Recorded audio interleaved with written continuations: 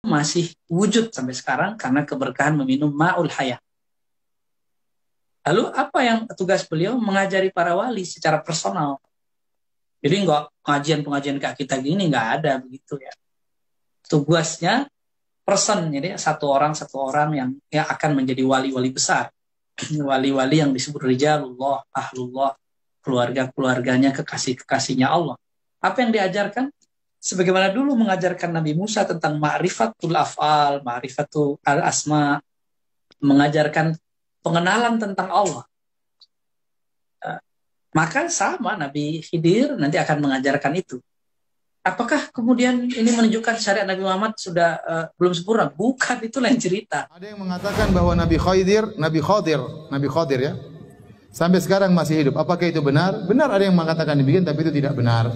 Itu tidak benar. Dan ini telah dijelaskan oleh Al-Imam Al-Bukhari, ya, bahwasanya Nabi SAW telah pernah kita jelaskan, kalau tidak salah di sini juga, ya, Nabi menjelaskan bahwasanya tidak akan ala ra'si mi'at sanah, setelah 100 tahun tidak ada yang hidup orang di atas muka bumi ini. Nabi pernah mengucapkan hal tersebut setelah salat Isya. Nabi mengatakan setelah 100 tahun tidak ada orang lagi hidup setelah ini. Oleh karenanya para sahabat yang paling tertua adalah yang 100 tahun setelah Nabi mengucapkan hadis tersebut. Karena semua manusia akan meninggal setelah 100 tahun. Seandainya Khadir masih hidup di zaman Nabi, setelah 100 tahun dia akan meninggal setelah itu. Paham? Dan kemungkinan besar tidak. Kalau seandainya Nabi Khadir hidup di zaman Nabi, ngapain dia tidak ketemu Nabi SAW?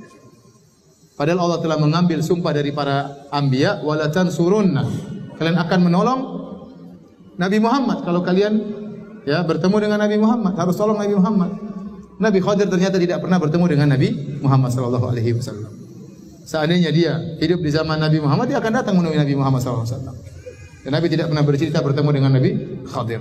Semua Nabi cerita tentang Nabi Khadir tentang masa lalu. Tentang masa lalu. Nabi tidak berkata, dan dia ada sekarang. Tidak pernah ngomong begitu. Kemudian kalau Nabi Khadir masih hidup sekarang juga faedahnya. Harusnya dia keluar, kemudian dia ajak kaum muslimin, dia ajar ilmu kepada kaum muslimin. Ngapain dia sembunyikan ilmu kalau dia hidup sampai zaman sekarang? Oh Ustaz, dia bertemu dengan guru saya. Ketemu dengan gurumu kenapa ditemui sama Khadir? Ada masalah apa? Ketemu dengan ini sih. Akhirnya banyak orang ngaku ini bacaan dari Nabi Khadir. Subhanallah. Sekarang guru ente ketemu dengan Nabi Khadir. Dia tahu enggak itu dia pastikan Nabi Khadir? Bukankah setan bisa mengaku Nabi Khadir? Bisa atau tidak? Bisa. Dari mana dia tahu ciri-ciri Nabi Khadir?